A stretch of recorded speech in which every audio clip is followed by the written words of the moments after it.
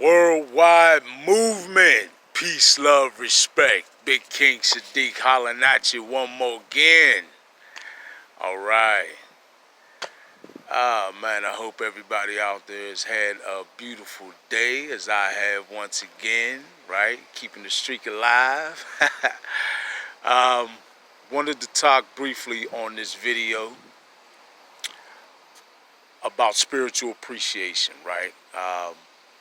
And what I'm referring to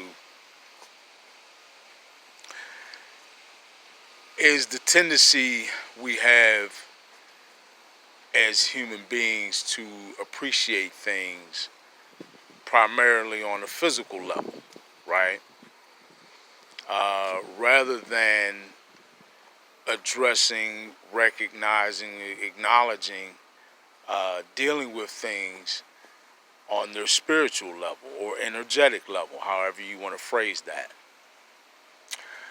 So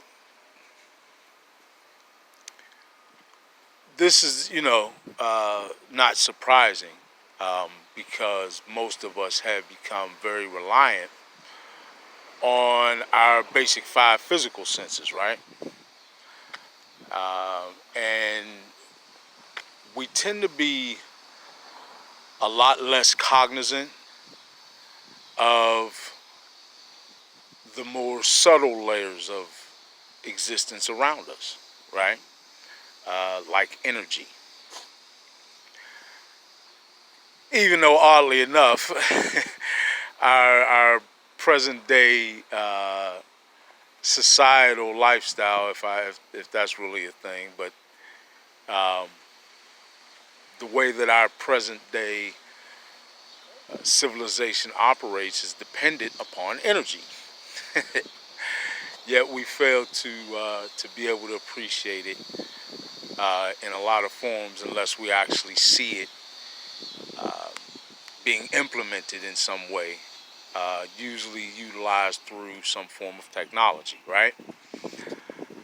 But energy is everywhere, literally everywhere. If we were more adept at sensing energy or seeing energy with our eyes, right, we would realize that there is literally energy everywhere around us. Many different types of energy in many different forms, right? Now, though we are accustomed to appreciating things from a physical perspective, doesn't mean it's a difficult process or hard for us to just take a moment and try and appreciate things from a spiritual perspective or in appreciation of an energetic aspect, right?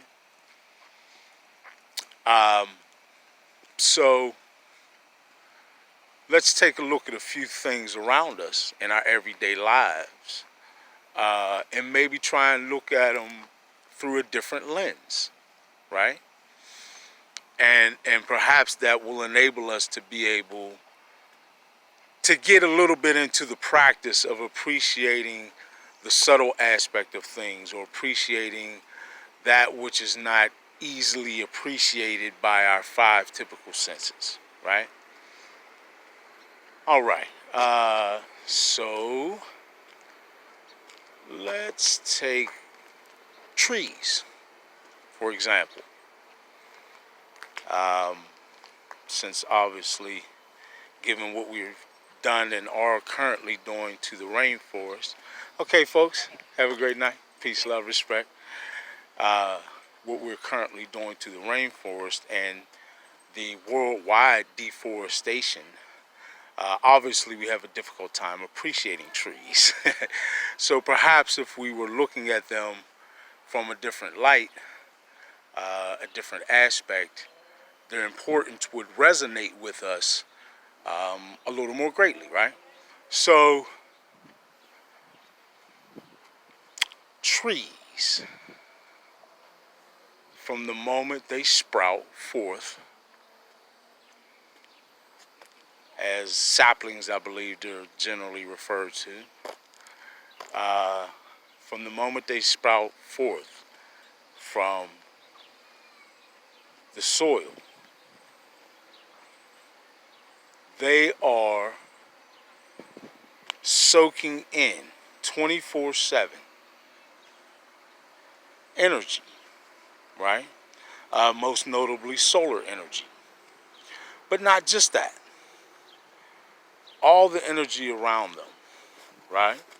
The human beings that pass by, the animals that pass by, all emit some form of an energetic field, an electromagnetic energetic field. This is a scientific fact, right?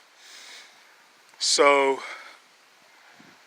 these trees and other plants as well, but in particular now I'm mentioning trees, are absorbing this energy, and not only that, the input of that energy, the polarization of that energy, positive or negative, right?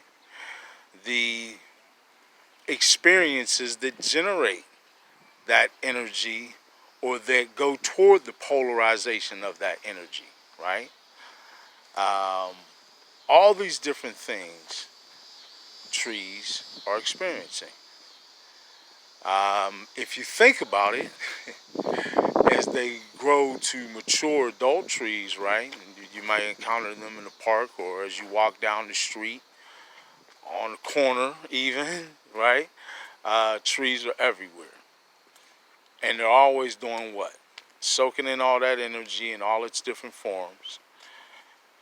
And it's proven that all plants, notwithstanding trees, are able to interact with other beings and able to perceive, at least on some level, as has been scientifically observable, awareness or consciousness, right?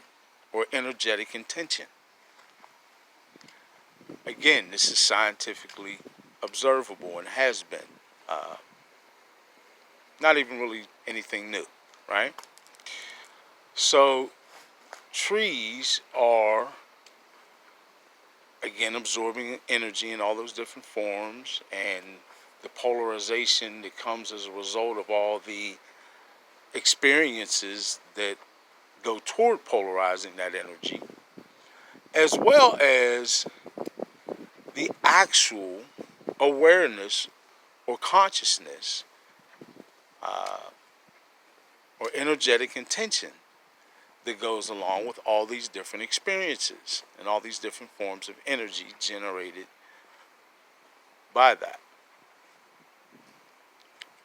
So even if we just take it in relationship to human beings, trees literally are there all day long, observing on some level and absorbing the energy and the input of all of our experiences. In fact, the awareness or consciousness of all of our experiences as human beings, right?